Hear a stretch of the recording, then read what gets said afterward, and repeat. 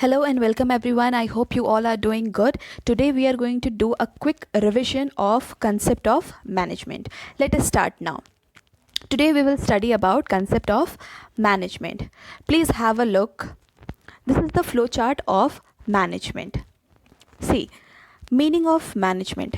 Students, as I told you, that the management is what? The management is a process. Okay, as I told you in the first chapter, that the management is the process of getting things done through others. Okay, so management is what? Management is a process, okay, of getting things done through others. Okay, the manager is the one who gets the things done from his employees. In what manner?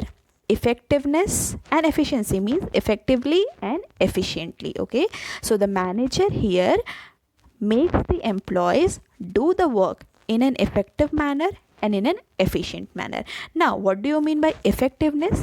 Effectiveness generally means that the task has to be completed in the given time. Okay, effectiveness means the task should be completed within the given time. Now, efficiency means completing the task with minimum cost. Okay, completing the task with minimum cost, right? So effectiveness deals with time and efficiency deals with cost. Okay, so together we can say that what is management? What is the meaning of management? Management is the process of getting things done through others effectively and efficiently, right?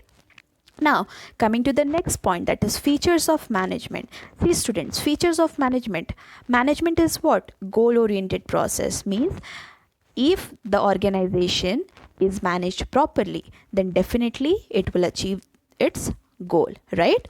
Now, management is pervasive. What is the meaning of pervasive? Pervasive means universal. Okay, management is a process. Management, as we have studied here, management is a process. Okay, management is a process, or management is an activity which is applied everywhere. Okay, universally it is applied, whether it is a bank, whether it is an educational institution, everybody needs management in their work, right? Now, the third is management is multidimensional. Multidimensional means what? Multidimensional means in organization there are different elements which has to be managed, right? There are different elements which has to be managed. Like the manager is the one who manages the work of the organization. Okay, so the first element is to manage the work, the next element is to manage the people, and the third element is to manage the daily operations. So manager has to manage different activities. Manager has to manage their people, their employees. Management has to manage the whole work of the organization, and the management has to manage the daily operations, right? Daily activities of the organization. Now, the next is management is a continuous process. Of course, management goes on, it never ends, right? Management in each and every activity of the organization, manager requires management. Okay, now the next is group activity. As I always tell you students, that a single individual cannot do all the work. Okay, so in the same case, in the organization also, okay, the activities are done in a team, in a group. Okay, so all the activities are managed by a group of people and not a single individual, right? Now, the next is dynamic. Dynamic means changing. Okay, management, what management is a dynamic function because it keeps on changing with the change in environment. Okay, as our environment changes, okay, the manager has to change their process of managing the business. They have to change their methods of managing the business, right? That is why it is said dynamic. Now, the next is intangible. Management is what? Management is a process. Management is an activity. Okay, it is not something hard thing that is visible, it is an invisible thing. Okay, that is a process, that is an activity, so it is intangible thing, that is not a tangible thing. Okay, so it is a intangible thing which generally can be experienced. People can experience it. Okay, people cannot see it, they cannot touch it, they can experience the process of management, right? Now coming to the objectives of management. Students, there are basically three objectives. One objective is related to organization, next objective is related to society, and the third objective is related to the employees, which is known as personal objective, right? So one objective is related to the organization, second is related to the employee, and third is related to the society, right? Now, what is the main objective of organization? The main objective of organization is to what? All the business organization has set up their business for what? For earning profit, for growing their business, okay, for surviving in the market, to compete with the competitors, right? So the main objective of the organization is to what? To earn more and more profit, to grow their business, and to survive in the market, okay, to establish their business in the market. What is the main objective, social objective of the management? Social objective of the management means what a business can do for the society, what objectives it has, okay. So many objectives it has for the society: to provide them good quality products, okay, they should not cheat the customers, many are there. Now personal objectives are related to the employees of the organization, right? Now here the business has to take care of the employees, they should provide good working condition to the employees, okay, they should take care of the safety of the employees. So these are the objectives which a business has to achieve regarding its organization, regarding society, regarding its employees, right? Coming to the importance of management, why it is necessary to manage, or why management is important in the organization. The first is to increase efficiency. Obviously, if the organization is properly managed, all the activities are properly carried out, then there will be efficiency in the organization, okay. Efficiency, as I already told you, student, that efficiency means completing the task with minimum cost. See student, what happens whenever the work is managed properly, then there is optimum utilization of the resources, there is no wastage of the resources, everybody knows how to use the resources, everybody knows what is their work and how to do their carry out their work, okay, how to do their work, okay. So they can do their work by using maximum or optimum utilization of resources and by doing minimum wastage. If they do minimum wastage, then definitely their cost will decrease, and if the cost decreases, then definitely the work carries out in an efficient way, right? Now, management helps in organizational goal. Very simple. If all the tasks, all the works, all the operations, all the activities are managed properly, then definitely the organization can achieve its goal.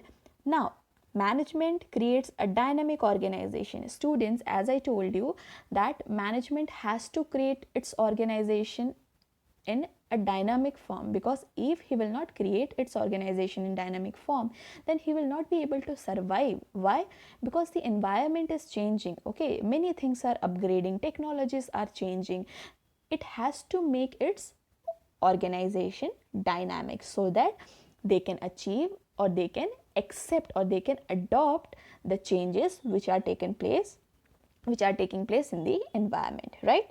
Helps in achieving personal objective. Very correct. If the organization is managed properly, then definitely they will be able to achieve the objectives of the employees, objectives related to the employees. They will be able to give all the facilities, all the benefits to their employees, okay. So that is why also it is necessary, that is why also management is important, right? An efficient manager is the one who actually brings maximum prosperity for employer as well as employees, right? Now, the next is development of the society. Management, why it is important? In order to develop our society. See student, management or the manager always have different objective, as I told you, organizational objective, social objective, personal objective, there are different objectives, but it has some objective, or it has some obligations towards the society. It has responsibility towards the society. As I always tell you, student, the business is the one which exists in the society. It uses the resources of the society. Okay, so in return they have to do something good for the society and its people. They have to benefit them, right? Now the next is helps in development of society, and when they will ultimately do good to the people of the society, then definitely the society will develop. Okay, the people of the society will get the chance to work in the organization as an employee, and definitely their development will be there. Okay, now the next is nature. What is management? As I told you, see student, management is everything. Management is an art, management is a science, management is a profession. Why management is known as an art? Let us see first why it is known as an art. Because for managing the organization, manager uses its creativity. Okay, it is not possible always to look a book or to study a book and learn how to manage. Okay, so manager here uses his own skills, his own talents, his own creativity in order to manage the organization, in order to carry out their work. That is why it is said as management is an art. Why it is said as in science? Because in management also there are many things which are based on experimentation.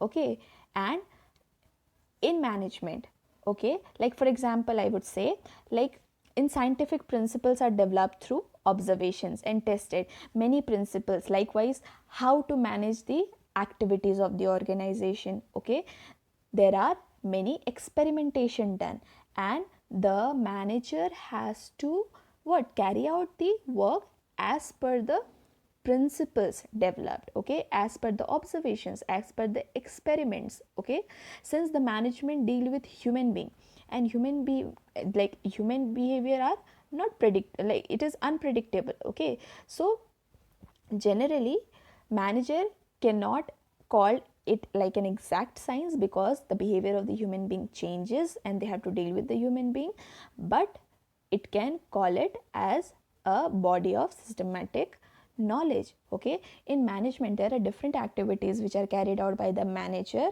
in which it requires a systematic knowledge. Okay, they generally refer many scientific principles, they generally refer many scientific literature to carry out the activities of the organization. So in a way we can say that it is also a science, because it is a systematic body of knowledge, or it is based on many experimentations, right?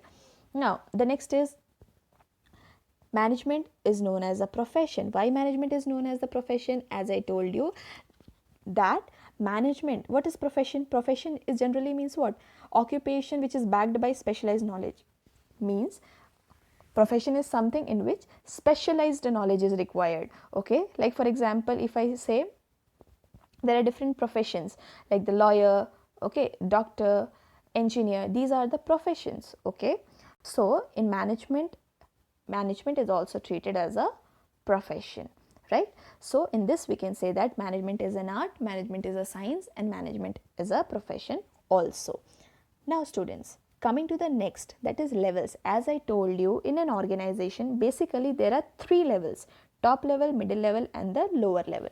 Top level, top level management generally consists of yours what, your CEO, chief executive officer, board of directors, okay, chairman, vice president, president, vice president. Okay, these are the members of the top level management. Okay, so the top level management are the one who actually look after the welfare of the organization, right?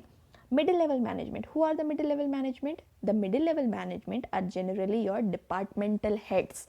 Like in organization there are different departments: marketing department, finance department, research and development department, sales department. So the heads of those department, like the head of purchase department is purchase manager, the head of sales department is sales manager. So in middle level generally we can see the departmental heads like purchase manager, sales manager, research and development managers, marketing manager, xyz. Okay, now next is supervisory level. Supervisory level means your low level. Okay, the low level is also known as supervisory level.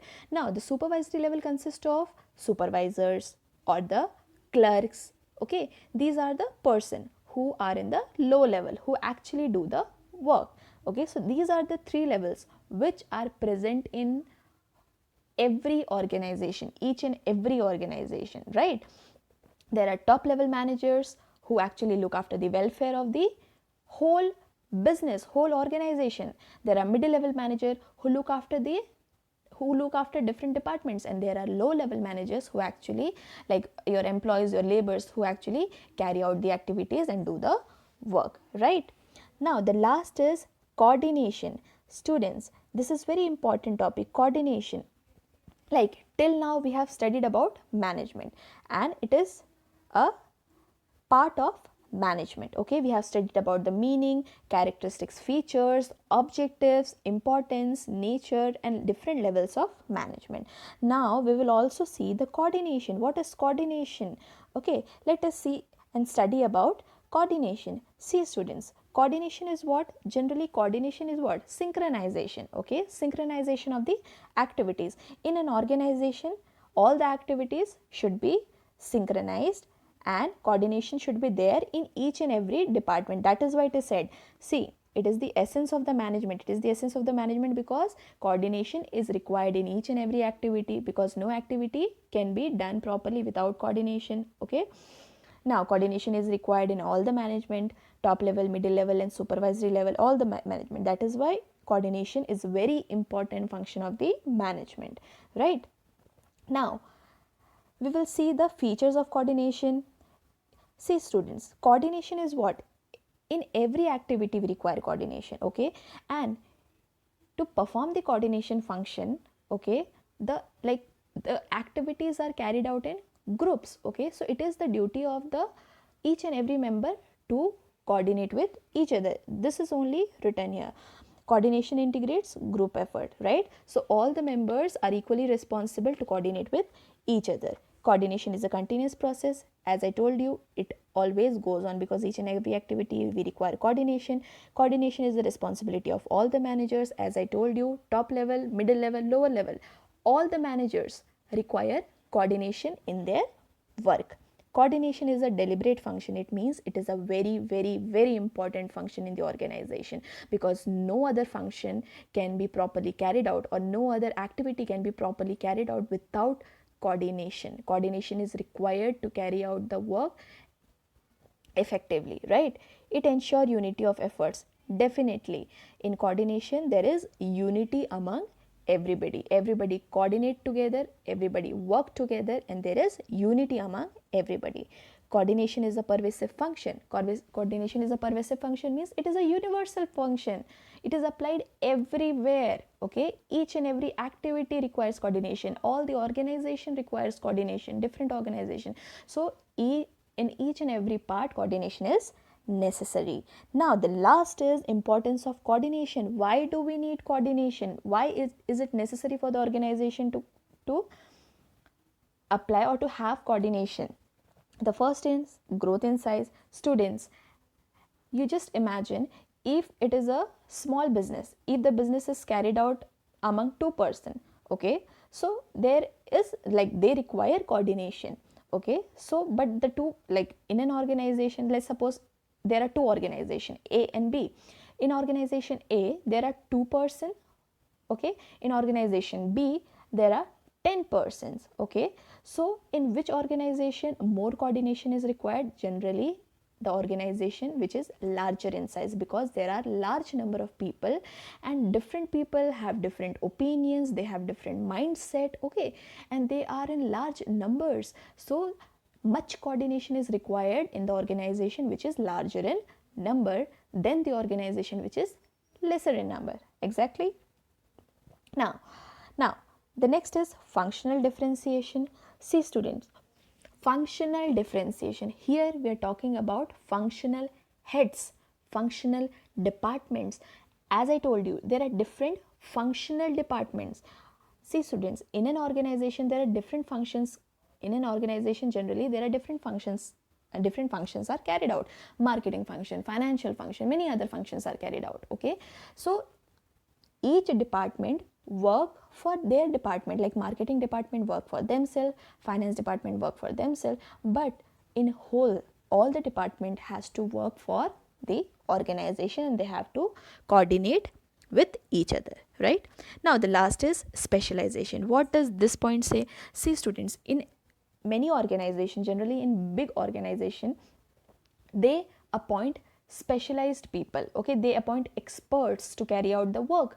But what happens if in an organization there are more than one experts, then there can be the chances of ego clashes between those experts, okay?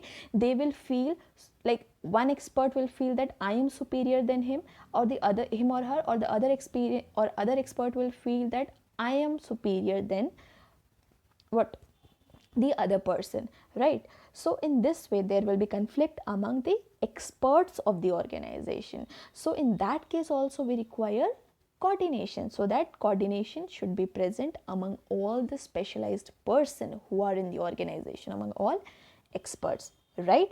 So these are the basic and the general concepts of management which you have to study very well, right? Now we will move towards small topic, that is tips and tricks to solve case studies. Students, case studies are very important from examination point of view. Please have a very fine look and please listen very carefully. Students, the first, like, basic, you can consider the basic four things which you require to carry out the to solve the case study. See, the four important points to be considered while solving case study, you keep this 4 point in mind and you will just do wonders in case study. See the first point, do not draft any opinion. Student, while you read the case study, okay, for example, if you're reading the case study that the marketing manager of XYZ Limited has fixed the target, like you're reading the case study, right? So in the case study what happens, whenever we read the case study, we try to make opinions that ये answer हो सकता है, वो answer हो सकता है, ये इस टॉपिक से रिलेटेड है, ये उस टॉपिक से related, okay, we create our own opinions, right? So in this, what is important? Do not draft any opinion in the beginning itself. One thing you should be very clear that you should read the case study as if you are reading an article, okay? You should not read it like a question. Just assume that you are reading an article, okay, as given in the newspaper, okay, articles given in the magazines.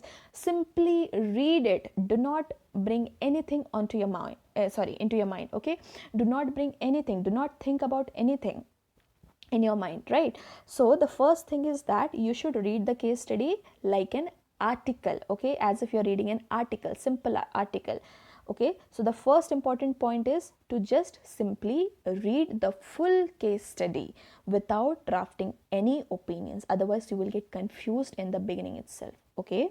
Now the next is always give answer with reasoning.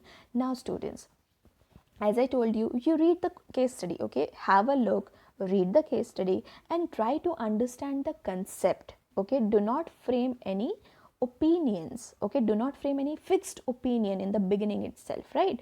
Now the next is always give answer with reasoning. For example, if the question is for, like, if the question case study is for 1 mark, or if the case study is for 5 mark, whatever it may be, okay, in 1 mark also, just don't write a single word or just don't write a single point. You have to give reasons for your answer, you have to describe it and you have to justify your answer. That is the most important part of the case study. Even if it is for 1 mark, or it is for 2 marks, it is for 4 marks, or it is for 5 marks, you have to justify your answers. Do not give one word answers, okay? So whatever the answers you feel it is, okay, you have to give reasoning for your answer. That is must in the case study, okay? This will lead you to good marks, right? Now the next is what?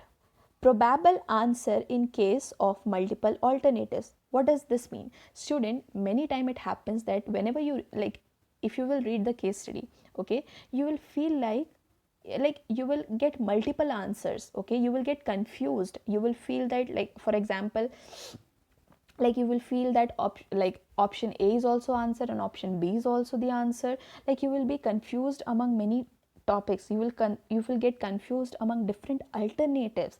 At that moment what you need to do, see, if you feel that a single question has more than one answer, like if you get confused and if you're not sure what is going to be the correct answer, then in that case what you need to do, the first thing you need to do is write the probable answer. Like if you're not sure of the answer, right, you're confused, then what you should do, first you should read the question paper, sorry, you should read the case study, read the case study, and if you are confused between two answer, okay, for example answer A or answer B, okay, if you're confused and if you feel that the answer A is 80% correct or answer A is 60% correct and answer B is 40% correct, so go and write the answer A, okay, write answer A, even if you're not sure, write the option or choose the alternative which you are more sure of than the other alternative, right? If you're sure of option A, if you're sure that this answer can be correct, write it on the top, start the answer with that alternative, okay, and the second answer which you are feeling that it can be the answer also, okay, then write at the bottom of the case study, write note, okay, give a heading like note, and in that write the second answer also which you feel that it can also be the answer of the question, okay. So what you will do, in the first case you will write the answer which you are very sure of, like you are sure that this can be answer, or if you're feeling if you're having a gut feeling or if you feel that 60% that answer is correct, so in the first position you will write that answer, and the second option which you are feeling, okay, do not skip that or do not leave that, write that answer also in the question, like in your answer, okay, at the bottom you give the heading note and write that answer also. So in this way you can play safe, okay, if the answers will be correct then definitely you're going to score, but by chance if you by mistakenly or by chance if you leave one option and go for the other option, and if that option, like if that option goes incorrect, then you will lose mark. So that is why if you're confused between two options, write both the options, but on the first position write the option which you are more sure of. Understood? Now the last trick of solving the case study is, in case of general questions you are free to give your own opinions. For example, in some questions or in some case studies they ask you specifically from a single topic, okay, then you are like, if they ask you from the objectives of management, or if the case study is from the, like for if a case study is related to the social objectives, okay, so you have to write about social objectives only.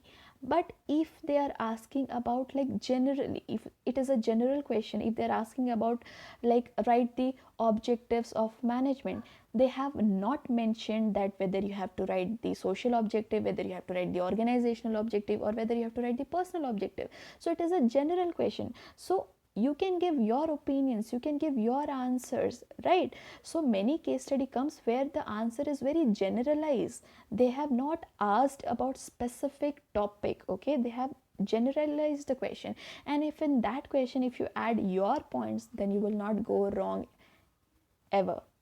Understood? So these are the key features, or these are the tips or the tricks which you have to apply. You try and you will notice that you can solve the case study in a much more better way than you would solve it earlier, right? So apply these tips and tricks, it will be helpful for you. That was it for today. Thank you.